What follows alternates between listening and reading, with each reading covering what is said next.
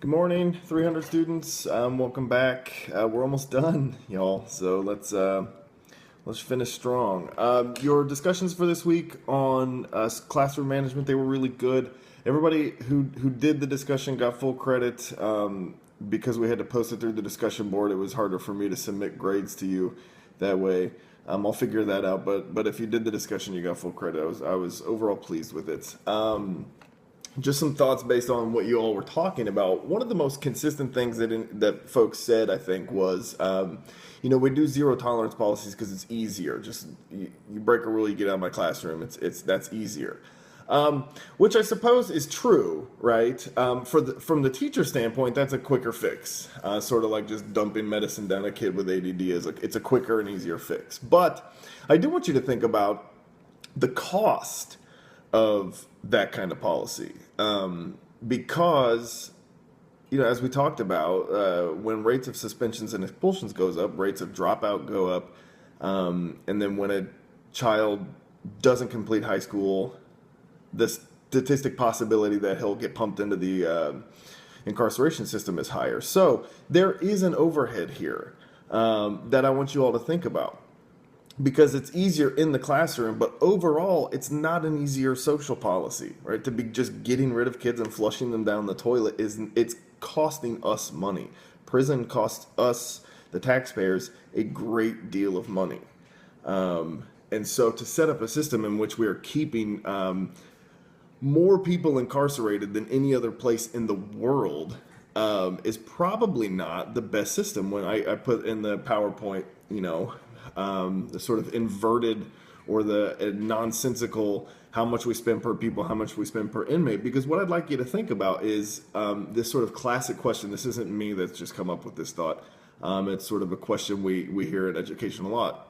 If we inverted that ratio, if we dumped all our money into per pupil spending up front, would we even have to have as many prisons? And I think from what the data tells us statistically, the answer to that question is no. That doesn't mean no one would ever break a crime or commit a crime and no one would ever go to jail. What it means, however, is that because we know the correlation between inadequate education and the criminal justice system is so intimately linked, if we dumped our money in on the front end, we could go a much further way in preventing people who turn to crime as career option, right? So I want you to think about that, because a lot of you said it's zero tolerance is easier, and in the day-to-day version it might be, but overall, when you think about the overhead, it's not easier. It's much more costly, and it's much more tragic. Somebody said in the discussion, I thought it was such an interesting point to make, made the correlation, but I forget, by the way, who said this, so I apologize to whoever said it. Made the correlation between preparing kids to sort of behave in school and the way we prepare prisoners to be punished. I want you to think about this. When you talk about classroom management as keeping people to follow a set of rules, stay in line, obey an absolute authority in the room, to potentially wear a uniform, and just to fill in their specific, very basic role and not ask questions, there are really only three adult roles that do that. There are soldiers, prisoners, and laborers. Those are sort of the only classes of people that have that kind of adult life where your authority above you is absolute. You only do a very basic and menial job over and over again until a bell rings and you go home. Or if in the case of a prisoner, you don't go back home. Right? And so when we talk about that sort of very behavioralistic and authoritarian classroom management style, I want you to think about what sort of adult role are you preparing kids for? There really aren't that many adult roles that look like that, and those that do are considered sort of the lowest status roles in society. So is that really what you want to prepare your child for? A child who your students understand that authority and rules are more important than innovation, than thinking outside the box, than speaking their mind when they need to. And this last point I'll make about the classroom management stuff. A lot of you had this similar feeling, which was like, well, I don't have time. Or I take that back. You said that zero tolerance is easier, but what a good teacher needs to do is pay attention to the kid, confront the child, talk to them directly. All of those things is true. All of those things is good. But then that leaves open for us a critique for the way we manage schools in general. Who has the time and energy for that kind of thing in the current classroom? Or when you are inundated with pacing guides, standards, restrictions on what you can and can't do, you don't have time. You simply do not have time to pull a kid in the hallway and say, did dad come home last night? Is that what's going on? Or whatever, right? That's not a critique of the teachers. Remember, I gave the example of my kid's math teacher the other day, a couple weeks ago, a student Meet the Teacher night, who essentially said, I don't have any time. I don't have a single second to lose in this class. So if your kid gets out of line, he's out of here. And what he wanted the parents to do was keep their kids in order. What he's communicating is there are so many expectations on me. Even if I wanted to counsel a kid through a problem that he's having, if he's just having a bad day, I don't have time. I'm just going to throw him out. That is not a teacher's fault necessarily. Some teachers do that, and that's bad pedagogy. It's bad teaching. It's bad classroom management, etc. Some teachers get out in the field not wanting to do that and discover that that's the option on the table. Let me say it like this. Ethics looks a lot different when your ability to feed your family is at stake.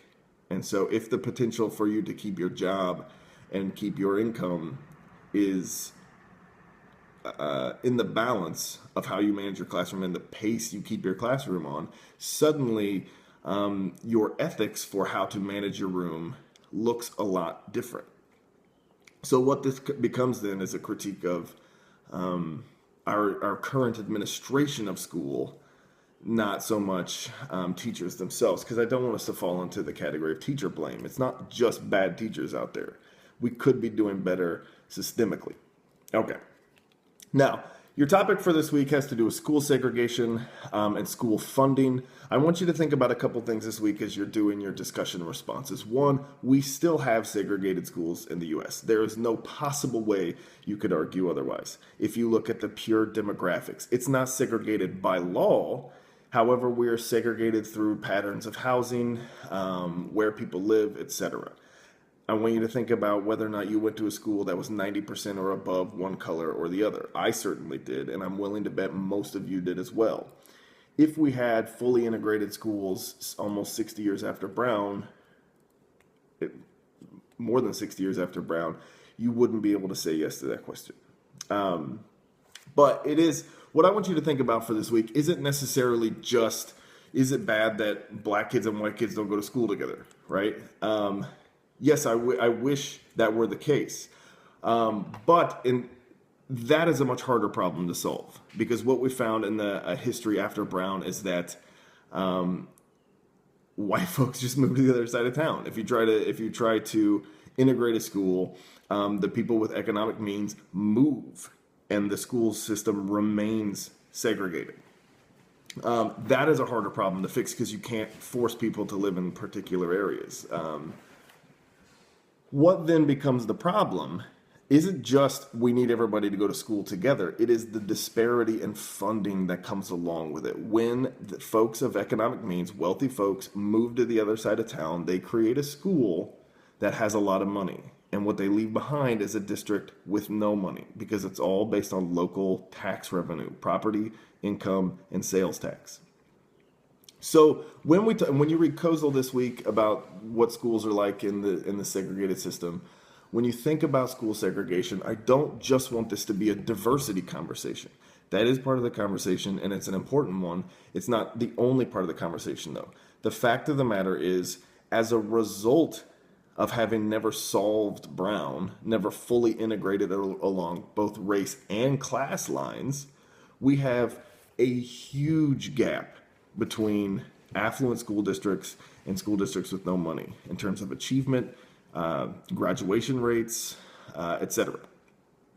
And that is where our problem, our current crisis lies. It's not just about the fact that kids don't go to school together. It is about the fact that some students are receiving a qualitatively better education than others. And we know that this is an inarguable point. And it has nothing to do with teacher quality. You could put the best teachers in the world in the worst circumstances, and they're only going to be able to produce so much. One of the analogies I love to give here is my former mother-in-law, who has passed away. She was a beautiful gardener. Her garden was stunning. And every time we visited, I loved to just sort of walk around and enjoy the view. I killed a cactus in college. I killed a plant that can grow in the desert. I managed to not keep alive. She had a particular skill for gardening, whereas I did not. However, if you asked her to grow that beautiful garden in a gravel driveway, you would only get so much out of her. So the metaphor there becomes the quality of the soil and the support. That it doesn't matter how good of a gardener she is. If you don't give her the resources, she's not going to be able to grow beautiful flowers and vegetables like she did. So that metaphor then now applies to school. You can have the greatest teacher in the world, but if they're under-resourced, if they're overworked, if they're facing all those strictures we just said earlier in the video on pacing, etc., you're not going to be able to get as much out of them. And the question becomes then, why would you ask that of a teacher? Why would you ask a teacher, even if he or she is good at her job, to do that job with no support? Why on earth would we do that to our professionals in the field, our teachers, the people who need to be doing as good as they can? Now, the problem that students face with this conversation every semester is this is a thing that's really hard for us as educators to do anything about. This problem is so much bigger than we are, right? You are not going to be able to change the tax code that funds schools. And in a lot of ways, that's true.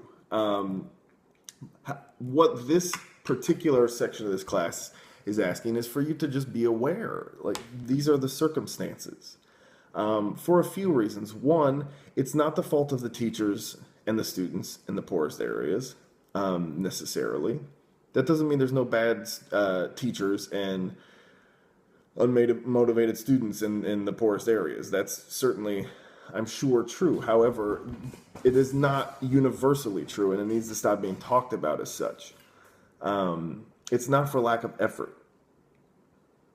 But also, if you find that you're in one of those schools, I hope this conversation can give you a better idea of how to manage your day, how to go into your day. What can we do instead becomes then the question. Okay, that's the conversation I'd love to have you have on discussion this week. Finally, let's talk about the remainder of assignments for the course. I sent out an email yesterday. You all do not have a paper due this week. The educational issues paper is just going to have to get removed from the class. I'm not sure if that's the best pedagogical choice, but whatever. I'm sure nobody's upset that they have one less paper to write. Because of the false start we had with the confusion about what half this course was in early in the semester, we're a week short. What I would like you to do is next week, which is our final week, by Sunday evening, I would like your final paper. That is described in the syllabus. It is your ideal school paper. What I would like in this paper is for you to describe, based on all concepts in the course, how you think we should be educated in the United States. What do you think the ideal school would be? And this is the only paper in the class that's comprehensive. I want all the concepts from this course brought into this paper as much as possible. I don't expect any outside research in that regard. Everything I've given you so far is enough to write this paper. And this paper is in a lot of ways a philosophy assignment, meaning how should we be running our schools? And the point of the assignment then is to set for yourself an intention as you move out into this program and as you move out into your job. How do you think you want to be doing your job? What should schools look like? Because the reality is you're never going to find your ideal. That ideal is never going to happen. However, in those moments in which reality butts up against your ideal and they no longer match, that provides you a critique for what's going on in your life. You can say, oh, wait a minute, this is not, an administrator has asked something of you. You can say, this is not good. This is not good pedagogy. This is not good for my students. This is not good for my colleagues. And you have available already an intention in mind for what you want to be doing. I think it helps, and this is my theory with this paper and this class.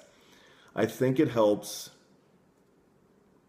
people who are about to be teachers sort of set their compass now. So you're pointed in the direction you want to go, headed out into your job, because 5 years on the job is not the moment you want to be trying to figure out what kind of teacher you want to be. That's why we lose people within the first 5 years. Half of our teachers quit within the first 5 years of their jobs, because I think they don't do that. They walk in and just say, well, we'll see how it goes. And you get a few years in and you realize, I think I'm going to go be an accountant or whatever. Because it's a hard job and you need to be answering these questions for yourself now, not on the job, okay? The rubric for this assignment is on the course site. You have my email, nmariner@gmail.com. Still use that because I don't know what's going on with my school account. Nothing helps an online teacher like debilitating their entire online communication process.